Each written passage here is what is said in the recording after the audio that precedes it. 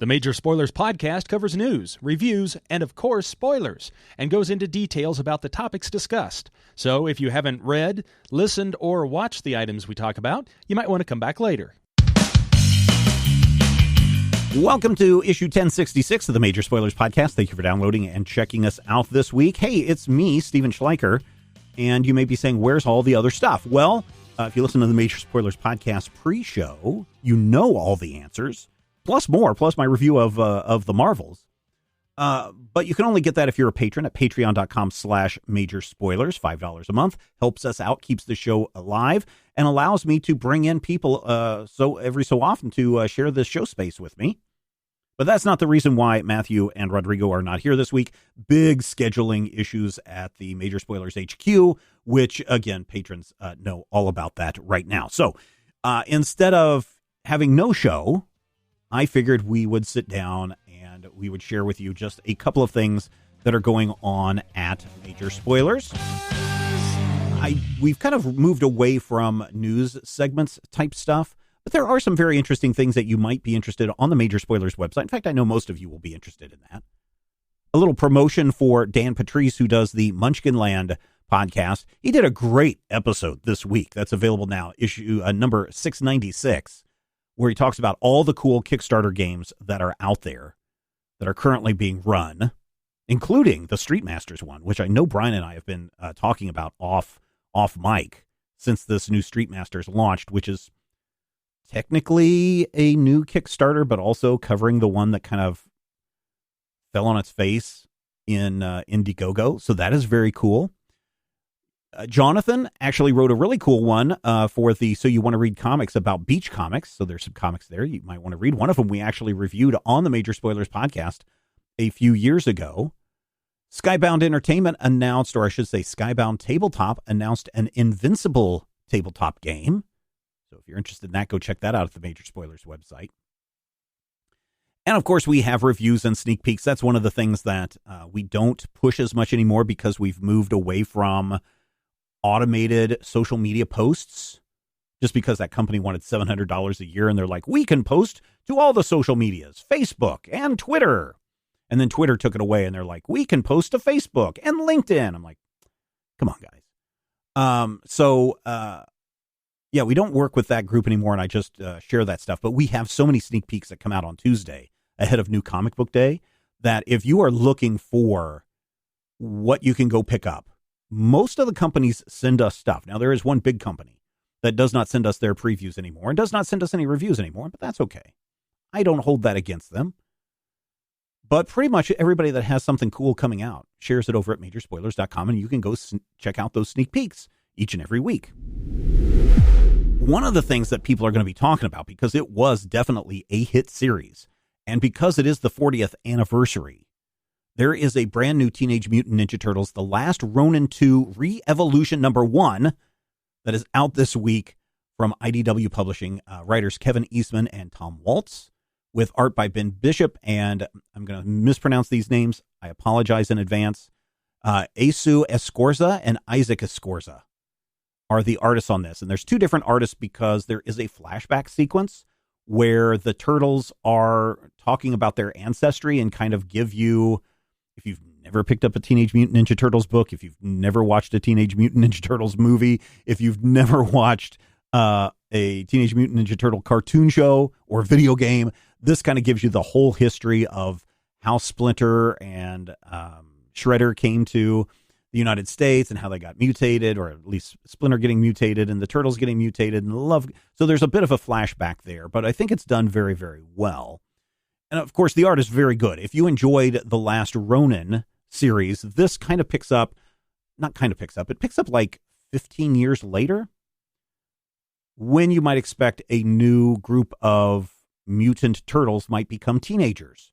And of course, they're being taught by Casey O'Neill, I think is I don't know if it's her last name. I can't remember if she goes by Casey Jones or Casey O'Neill in the series. But she has trained the turtles to be ninja-like. So they are Teenage Mutant Ninja Turtles in this case. And we do get 4 new turtles. One of the things that I liked that IDW did, and I don't remember when they did it, But back when Eastman and Laird were doing the black and white TMNT, and of course, once they got their cartoon show and all that stuff, all the turtles are essentially drawn the same. They're all the same box turtles. The only difference is their colors of their bandanas, and of course the letters on their belt buckles. And no turtles needed to wear pants. But one of the things that IDW did, I think early on, is that at some point each of the turtles is a different type of turtle. Like here's a box turtle, and here's a snapping turtle, and it's et cetera, et cetera, et cetera. So we have 4 new turtles this time.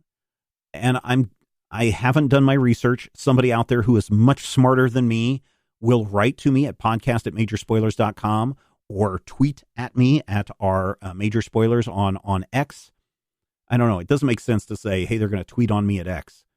Are they going to X me at X? I don't know. Or you can head over to our Discord server. There's a link in the show notes. You can join absolutely for free. Drop into the Major Spoilers channel or the comic book channel or whatever. The original turtles named after artists. I don't know who the new turtles are named after. There's Moja, Uno, Yi, and Odin. Odyn. Okay.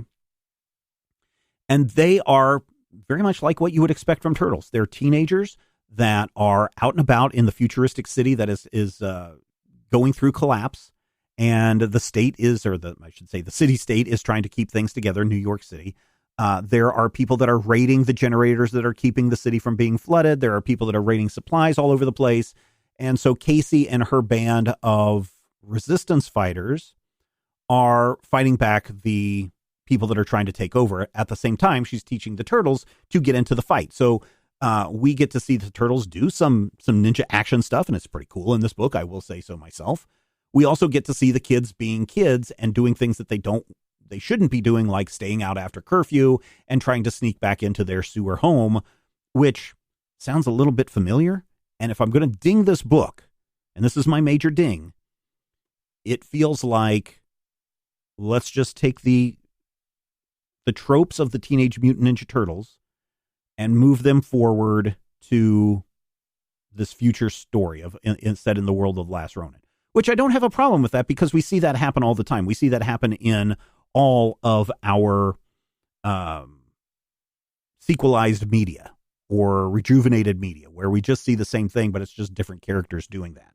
There is even a April O'Neil type character in the form of a TV reporter named Amanda Connor.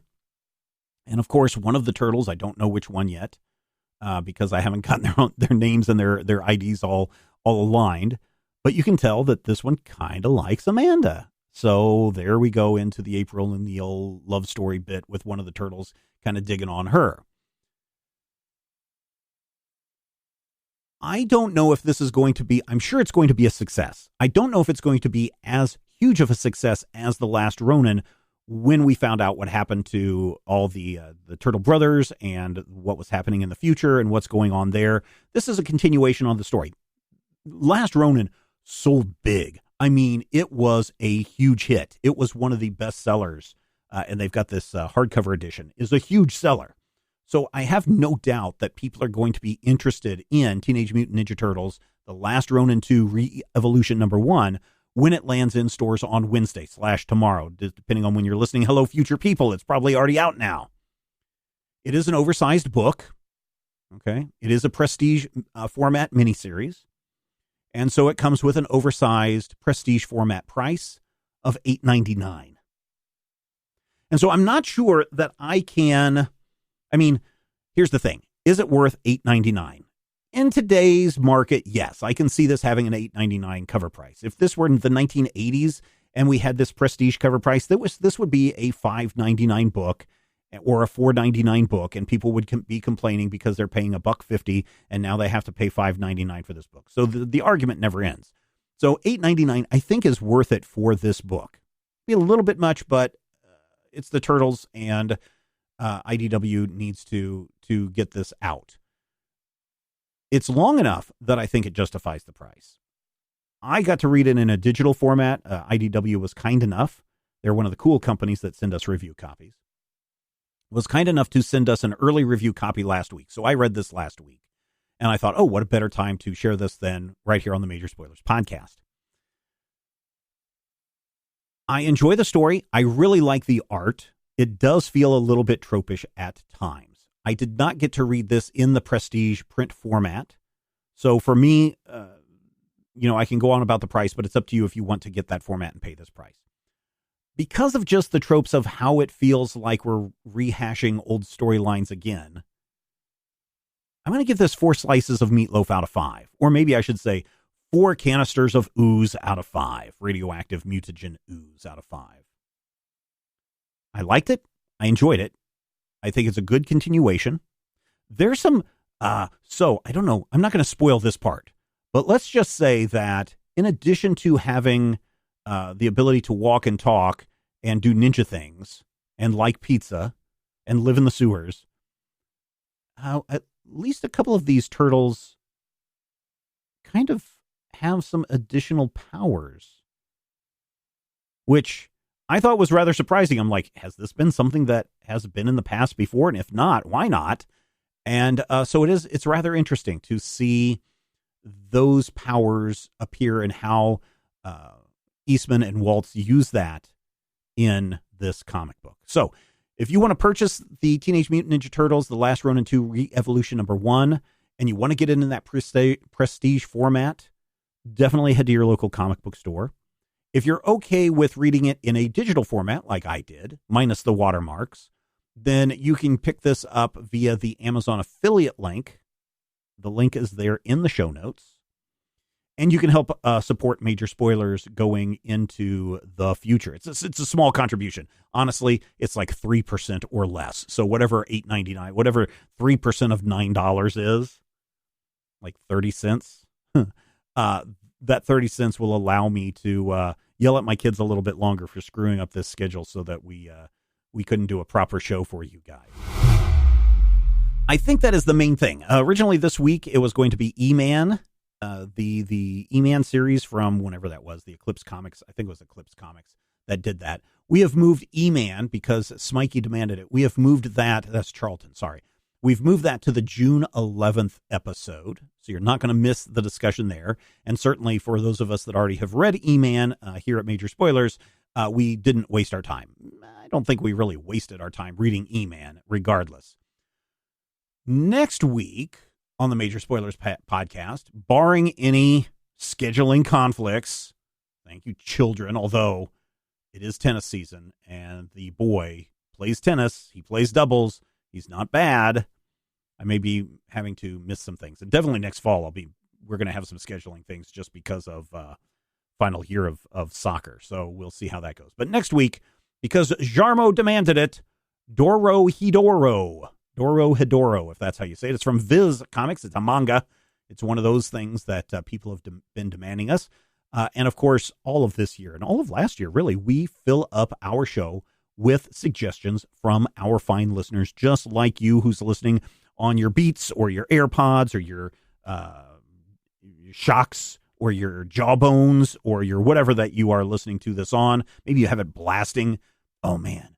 If you are someone that is currently driving a convertible car, I don't care what kind it is, but preferably like a Trans Am or a Corvette, and you have the top down and you are blasting the Major Spoilers podcast right now, please send me a video of that or a picture of yourself in your car listening to the Major Spoilers podcast via your Bluetooth or whatever adapter device that you have to listen on, because that would be cool. Yes, it is that time of the day where I'm a little bit loopy, but there you go. But going back to all of this year, most of our shows, the trades that we are reviewing in the third segment of the show are all, I should say all, most of them, large majority of them are coming from our dear listeners just like you.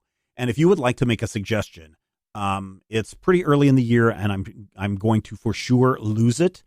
But right around October, November, I will jump into one of the Discord channels and I will start asking for suggestions, and I will start lining those things up, and they fill up fast. They really fill up fast. I do have, how about this? You know what? I take that back. Don't wait until October. Jump over into the Major Spoilers Discord server. Jump into the Major Spoilers podcast channel. That's one of the free channels. I have 1, 2, 3, 4 slots open for trades still this year, and maybe 5. Head over to the Major Spoilers podcast channel on Discord. You can join for free in this day and age. Besides this podcast, what else can you get for free besides advice from me and a lot of other people? Go over there and let's find some 5 really good trades, things that we haven't done before. So don't recommend stuff that we've done before, and we've done a lot, right? 10 years worth of this stuff.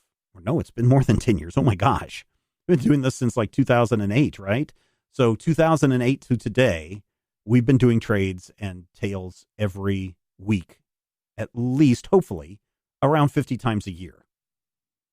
And so let's fill up this slot. I'm gonna open it up right now for you to go over there and make some recommendations. We really are only able to do this show because of support from fine listeners like you, like our patrons, people who see value in us doing this show 50 weeks a year for, what is it, like 250 years now? And they think, you know what? $5 a month is worth all of this content.